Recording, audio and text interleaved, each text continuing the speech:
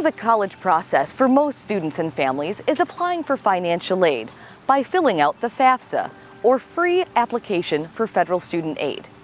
Every family's situation is a little bit different, and the FAFSA asks a number of questions to help determine what you and your family should be able to contribute towards your education, regardless of what schools you may be looking at and what their costs are. One of the most common questions students have when filling out the FAFSA is whether they are a dependent or independent student.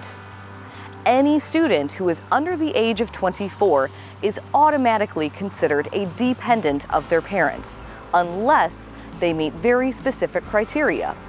This criteria includes if the student is married, if they are an emancipated minor, or if they have dependents themselves, among other things. But what if I moved out of my parents' house after high school and they said they won't help me pay for college?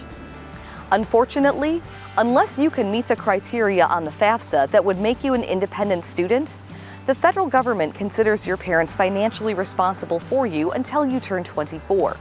It is their responsibility to fill out the FAFSA using information from their taxes, regardless of whether they are paying for none, some, or all of your education. My parents are divorced, so who fills out the FAFSA with me? You should file the FAFSA with the parent you lived with the most during the last 12 months. Most of the time, this parent resides at the same address you listed as yours when you applied to St. Mary's, or what is listed on your driver's license. Keep in mind, if that parent is remarried, you must also include your step-parent's financial information on the application, in addition to reporting them as married on the FAFSA. I just submitted my FAFSA, but it was flagged for verification. What does this mean? Did I do something wrong? About 1 in 3 students nationwide are selected for verification. This could be because a FAFSA application has incomplete data, because data entered on the FAFSA seems to contradict itself, or just because you were randomly selected by the U.S. Department of Education. If you were flagged for verification, we cannot calculate a financial aid award letter for you until verification is complete. This means you will need to submit to us a verification worksheet, your IRS tax return transcripts, or use the IRS data retrieval tool if applicable, and any other information that may be specific to your situation.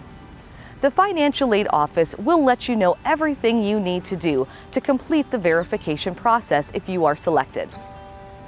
The FAFSA can seem like a long and overwhelming form to fill out, but it asks as many questions as it does to try to use all the variables in your unique financial situation to come up with an estimated family contribution, or EFC, that is fair and equitable. If you have questions, don't hesitate to contact your admissions counselor. You can also visit studentaid.gov for more information.